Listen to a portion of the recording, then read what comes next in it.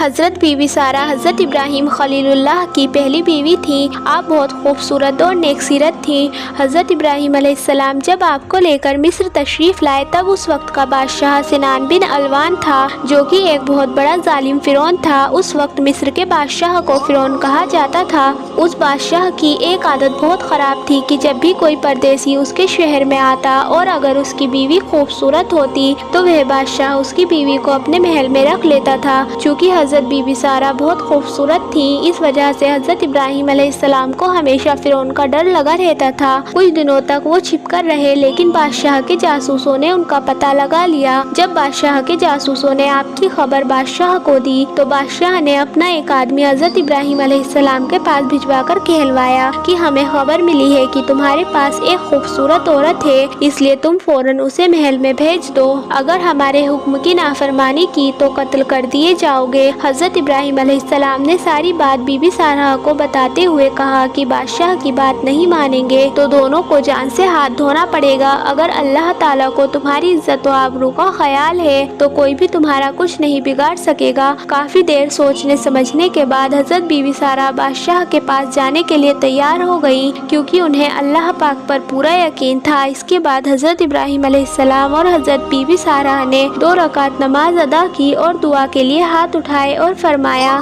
کہ یا الہی، میں تجھ پر اور تیرے رسول پر ایمان لائی ہوں، کسی ظالم کافر کو میرے اوپر حاوی نہ ہونے دینا، میری عزت و آبرو کی حفاظت فرمانا۔ پھر نماز اور دعا سے فارغ ہو کر آپ بادشاہ کے شاہی نوکر کے ساتھ بادشاہ کے دربار میں پہنچی۔ آپ کی خوبصورتی کو دیکھ کر بادشاہ حیران رہ گیا اور اپنے ناپاک ارادوں سے مسکراتا ہوا جیسے ہی آپ کی طرف بڑھا اور قریب پہنچنے پر جیسے ہی اس نے اپنے دونوں ہاتھ حضرت بی بی سارہ کی طرف بڑھائے تو اسی وقت اس کا دم گھٹنے لگا اور وہ زمین پر گر کر تڑپنے لگا اور حضرت بی بی سارہ سے بڑی عزت سے بولا، خدا کے لیے مجھے اس مصیبت سے بچائیے، میں آپ کو ہاتھ لگانے کی غلطی کبھی نہیں کروں گا۔ حضرت بی بی سارہ نے دربار الہی میں عرض کیا، یا مولا، اگر یہ سچ کہہ رہا ہے تو اس کو اس مصیبت سے نجات دلا دے۔ اللہ پاک نے آپ کی دعا قبول کی اور اس بادشاہ کا اسی وقت دم گھٹنا بند ہو گیا۔ پھر کچھ دیر بعد شیطان نے اس بادشاہ کا دماغ بدل دیا اور بادشاہ نے پھر سے ایسا ہی کیا۔ 3 بار اپنے ناپاک ارادوں میں ناکام